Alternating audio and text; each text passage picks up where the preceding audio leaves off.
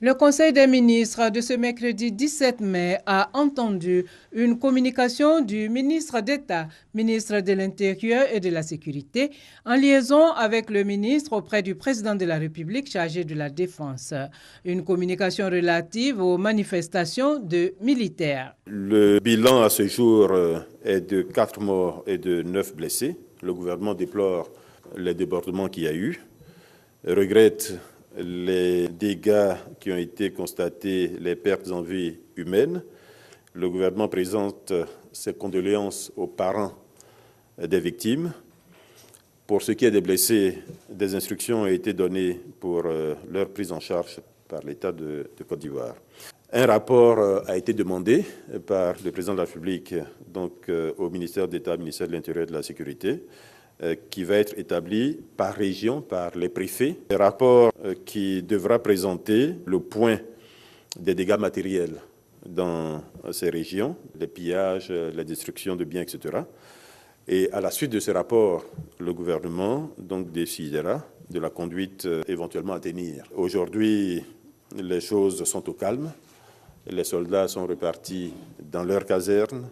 La vie a repris partout. Et le gouvernement, à présent, s'attelle à accélérer la mise en œuvre de la loi de programmation militaire de façon à satisfaire les besoins résiduels. Atténuer les difficultés des Ivoiriens est l'une des priorités du gouvernement. Le Conseil a ainsi pris un ensemble de mesures dans le cadre de l'amélioration des conditions de vie et de travail des militaires et de certains fonctionnaires et agents de l'État.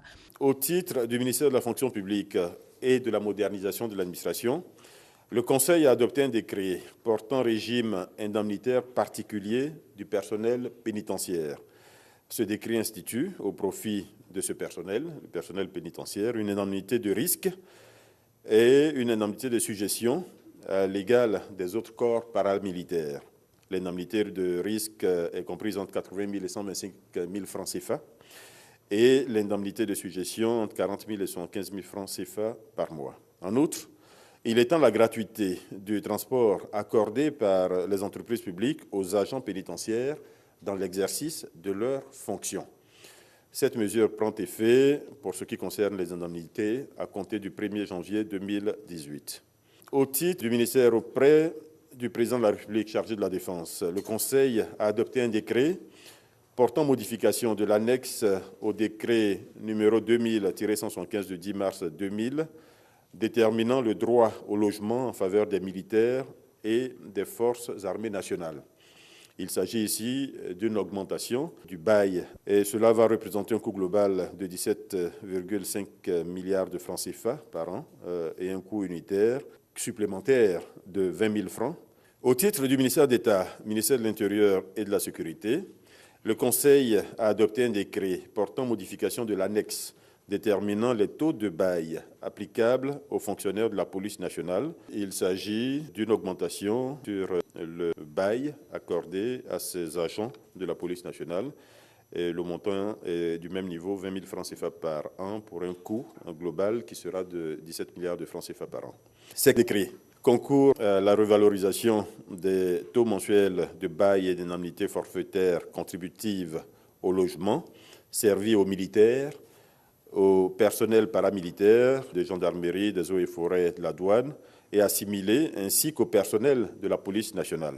Ces mesures prennent effet à compter du 1er janvier 2018. Le gouvernement, qui entend également faciliter l'accès des populations au logement, a fixé le prix unitaire maximum de vente des logements à caractère économique et social, un prix plafond que les promoteurs immobiliers ne doivent pas dépasser. Ce décret fixe le prix maximum de vente des logements à caractère économique à 23 millions de francs CFA, hors taxes, et celui des logements à caractère social à 12 500 000 francs CFA, hors taxes. C'est des seuils qui sont fixés, en dessous desquels, évidemment, les constructeurs ou les promoteurs peuvent bénéficier de facilités fiscales.